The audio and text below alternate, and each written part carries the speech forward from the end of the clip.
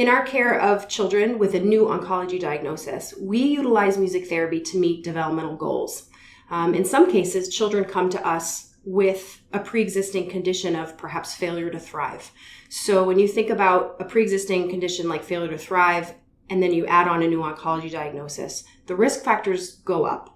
And a prolonged hospitalization will compromise developmental milestones in any child.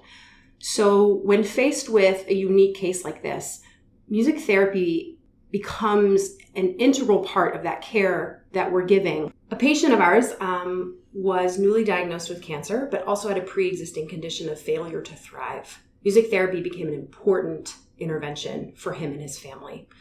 We utilized developmental music play on the floor with him. So we get big blue gymnastics mats and we put them down on the floor. We try to do as much music therapy out of the crib as possible.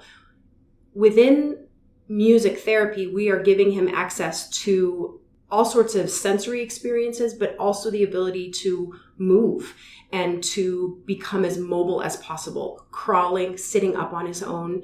And in the beginning, that's what we were doing. We would be sitting on the floor with him, holding him upright, and allowing him to just navigate the space around him.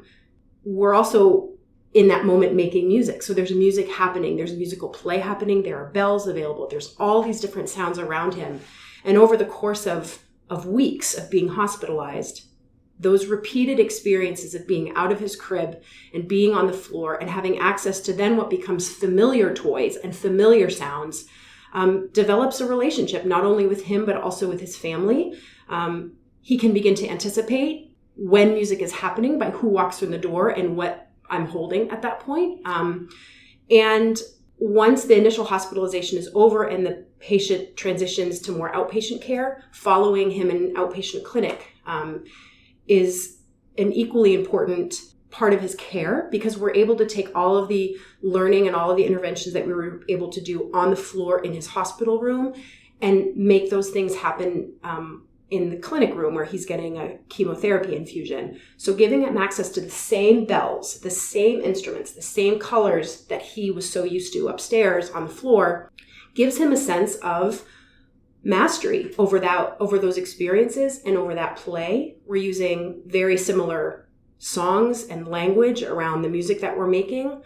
Over his course of treatment in music therapy, we were able to observe forward progression in his developmental milestones, not only with motor and motor planning, but fine motor skills, gross motor skills, and also language development, incorporating sound, encouraging him to use his voice, the development of interpersonal skills and coping skills.